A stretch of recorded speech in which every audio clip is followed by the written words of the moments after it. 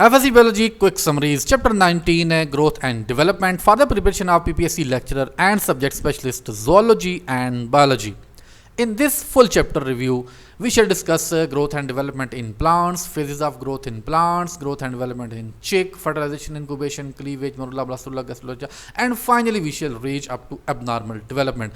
Allah says in Quran that we created man from a quintessence of clay. We then placed him as nutfa in a place of settlement, firmly fixed. Then we made a drop into an alaka, and then we changed the alaka into mudga. Then we clothed the bones with laham. Then we caused him to grow and come in being and attain definitive form. So blessed be God, the best to create. Surah Al-Mu'minun verse 12 to 14. Let's start. Growth and development in plants. Growth is permanent and irreversible increase in size. In plants, growth and development is based on these four major processes: cell division, elongation, maturation, and differentiation. Please remember, a programmed series of stages from simple to complex is typically or commonly called as development. Plant growth occurs throughout life, and this pattern is called open growth. At beginning, growth is slow, then rapid, and then it slows down again.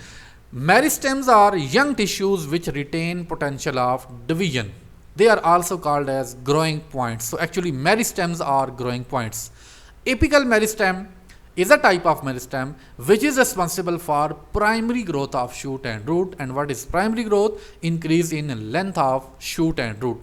Apical meristem, which is separate from apex by permanent tissues, or intercalary meristems, which are temporarily present at the base of internodes to produce leaves and flowers. Please remember the intercalary meristems. Lateral meristems are cylinders of dividing cells in dicots and gymnosperms. Please remember these names. Examples are vascular cambium and car cambium. So these two types of tissues are basically lateral meristems. Lateral meristems increase diameter and are responsible for secondary growth. Secondary growth may be indeterminate and determinate. Determinate secondary growth occurs in leaves, flowers, and fruits up to a limited extent, while indeterminate secondary growth occurs in vegetative root and stem and may continue throughout life. Cells at tips of roots and shoots have spherical nuclei in center because they are non-vacuolated cells and they are smaller in size. These are very important characteristics of those dividing cells on the apices or apex of the roots and shoots. Synthesis of cytoplasm and cell wall occurs during enlargement phase, and cell volume increases up to 150 folds during enlargement. Please link these concepts with the enlargement process in the development. Zone of elongation is only few millimeter in length, just behind apex. During elongation, plasticity of cell wall increases and wall pressure is reduced. Final size of cell is attained during maturation. These are the critical points. Please pay attention and remember all of them. Final size of cell is attained during maturation. Like pith, cortex do not elongate further. These are the two kinds which have achieved their final size during maturation and they will not grow further. Wall of cells become thicker, pitted during differentiation. For maximum growth, optimum temperature is 25 to 30 degrees centigrade and growth is least at 5 to 10 degrees centigrade. Please remember. Red light favors elongation of cells, while blue light increase cell division and stop enlargement. These are very distinctive features. Please remember. Ultraviolet radiation retard or stop elongation. Very high supply of oxygen and carbon dioxide inhibit growth. That is the counterbalance effect. IAA or indole acetic acid causes elongation of cells. Differentiation in plants. Shoot and root apical meristems give rise to all cells of adult plant. Please remember, shoot and root apices give rise to all the cells of adult plant. So there are 5 stages in plant differentiation: formation of embryo, then shoot and root meristems, then cambium, then leaf and root primordial cells, then fully differentiated tissues and structures. So the sequence of these differentiation stages is very important for you to remember in the sequence, because they can be asked in the MCQs as their sequence. Leaf primordial cells are committed to differentiate into leaves, shoots and roots, while root primordial cells develop from pericycle, also called as root cambium pericycle.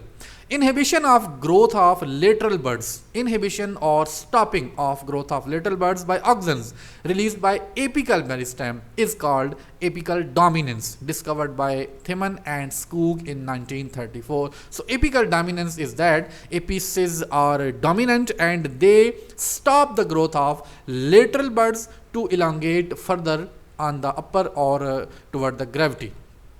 Lateral buds or eyes in potato tubers can be inhibited by synthetic auxins for storage. Cytokinins, if applied directly to lateral buds, initiate growth by cancelling the apical dominance. Growth and development in chick. Study of growth and differentiation is called embryology. Development is also irreversible process but an ordered sequence of steps. Germ layers are formed during gastrulation. Now these facts are quite boring, but they are required to be remembered. Please. Chick egg is called yolk. Fertilization in chick is internal and takes place at entry of ova into oviduct. Shell glands or uterus cover the egg with shell when the egg passes through them. Incubation temperature for chick eggs is almost 36 to 38 degrees centigrade, and chick hatched on 21st day, not after 21st day but on 21st day. Please focus. In chick, cleavage occurs in a small disc of protoplasm at animal pole called as discoidal cleavage. So that kind of cleavage which occur in the disc kind of cells, they are called as discoidal or at one side. Cleavage furrow starts in clear cytoplasmic region. The word clear is important here for you to remember. First two planes of the cleavage are vertical and third is horizontal, which separate it from yolk. Closely packed mass of blastomeres is called morula. In morula, disc-shaped mass of cells in 2 or 3 layers close to yolk is actually blastoderm. In center of blastoderm, cells are smaller and defined. Defined means determined, while at periphery they are flattened and larger and they are undefined yet. In blastula, blastoderm is present on upper side of blastocele. Marginal cells or corner cells of blastoderm which are still attached with yolk or zone of junction. In gastrulation, blastoderm splits into 2 layers. Now these are important: epiblast and hypoblast. Ectoderm and mesoderm will develop from epiblast, while endoderm will develop from hypoblast. Please remember.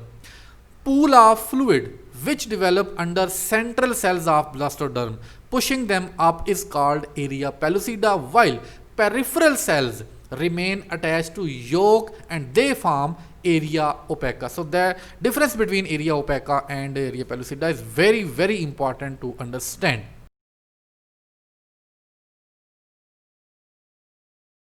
In chick, mesodermal cells do not invaginate as in amphibians. So that is the distinction from amphibians. They migrate medially and caudally from both sides to create a midline thickening called as primitive streak, which thickens continuously. You know that primitive streak is very important, and many of the questions in the past paper have been asked regarding primitive streak.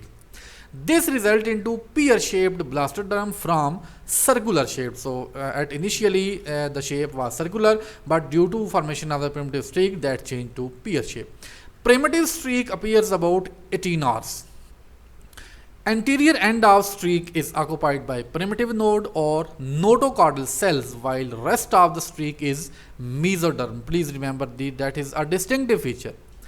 So primitive streak represents dorsal and both lateral lips of blastopore. A groove appears along whole length of primitive streak by continuous migration of epiblast and hypoblast. This groove is called primitive groove and is marked on either side by thickened margins, the primitive ridges. At cephalic end of primitive streak, closely packed cells form a local thickening known as Hansen's node. Special type of invagination occurs in this node, which form rod-like notochord in the midline beneath the ectoderm. 18 hours after incubation, notochord is first prominent structure which is formed or which can be observed. Other major changes after incubation of 18 to 20 hours involve spreading of ectoderm to form a coherent layer of cells merging peripherally with the yolk. Marginal area of ectoderm where expanding germ layers merge with underlying yolk is known as germ wall. Very important definition, germ wall. The cavity between yolk and endoderm, which has been called gastrocele previously, is now termed as primitive gut. Dorsal mesoderm is formed from Hansen's node and organized into somites. Lateral plate mesoderm splits into two layers, somatic mesoderm and splanchnic mesoderm, having a space in between which is called coelom, or later that will become coelom or body cavity. Somites are seen in 25 to 26 hours embryo which lie lateral to neural fold. Presumptive neural ectoderm is present over notochord in the form of a band, and this band thickens to form neural plate. In 18 hours embryo, neural plate was seen as flat thickened area of ectoderm. Longitudinal folding occurs in about 21 to 22 hours to establish neural groove. Folding of neural plate is clearly visible in 24 hours embryo after incubation has started. At this stage, embryo is termed as neurula after 24 hours. Anterior end of neural groove is widest and form brain, while rest portion will form spinal cord. At the same time, neural folds grow toward one another and fuse in midline to form neural tube. At each end of neural tube, neuropores are seen which close later. The cavity enclosed in neural tube is called neurocele. Now these stages of the development in the chick are quite boring and I don't think so they are in a sequence proper to be understood easily. So I request that you must read all the development of chick from another source like any book or online sources to understand more. These informations are not enough to build a complete concept in a sequence or concept linkage. Mechanism of development. Hans Dietrich in 1892 separated blastomeres of sea urchin after first cleavage. Both developed into complete normal larvae. Spearman took salamander zygote and divided it into two halves by ligature of human hair. Ligature is tying that cell with the human hair and separating the half portion on one side and half portion on, not cutting, please remember. One half had nucleus while other half didn't. Nucleate side started cleavage while anucleate didn't. After 16 cell stage, nucleus from nucleate region crossed cytoplasmic bridge to anucleate region and then development started there too. In another experiment, he separated embryo into two halves, both having nuclei. He separated one cell from 16 cell stage of embryo and it formed a complete embryo. Later studies found that development depends upon gray crescent. Please remember these facts are as described are kind of MCQs and every MCQ or every line can be asked in multiple ways. Role of cytoplasm and nucleus. Ascidian cytoplasm has 5 different colors. 4 are given here. Clear cytoplasm produces larval epidermis. Yellow cytoplasm give rise to muscle cells. Gray vegetal cytoplasm give rise to gut, while gray equatorial cytoplasm produces notochord and neural tube. Now these four kinds are given in the text and they are very, very important. Acetabularia mediterranea fungi has regular shaped cap, while Acetabularia crenulata has irregular shaped cap. Hammerling, a scientist, cut off rhizome of Mediterranea and grafted it on nucleus containing basal rhizome of Crenulata and vice versa. Both regenerated caps based on nucleus present in the basal segment.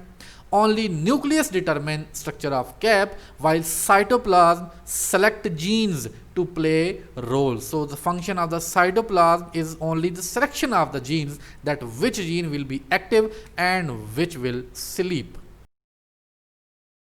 Differentiation. Morphogenetic determinants in cytoplasm determine the functioning of cell type. So these determinants are actually different kinds of chemicals or triggers spread all over the cytoplasm or distributed equally in the cytoplasm, and when cleavage occur, these parts of the determinants are distributed in different cells, and those different parts will ultimately decide about what kind of the fate or the future of that cell will be. Spearman took piece of ectoderm from frog's embryo and grew in dish. Embryo without piece developed abnormal nervous system, while piece in dish didn't develop. Again he removed mesodermal cells underlying ectoderm. Embryo didn't develop nervous system. It was proved that mesoderm has some effect on ectoderm to stimulate it or trigger it for the development. Embryonic induction.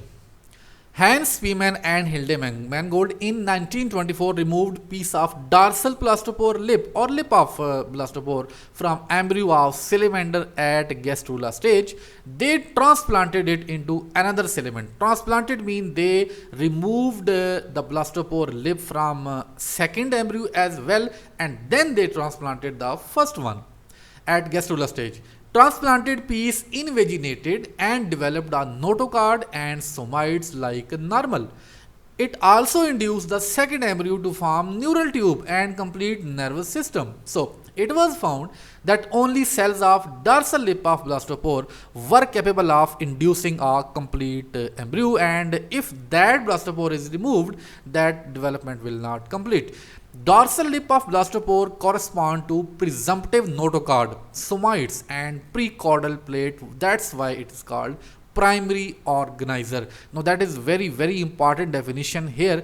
Primary organizer is in this text is actually the dorsal lip of blastopore, and this process is termed as primary induction or influence of one cell to other or influence of surrounding cells.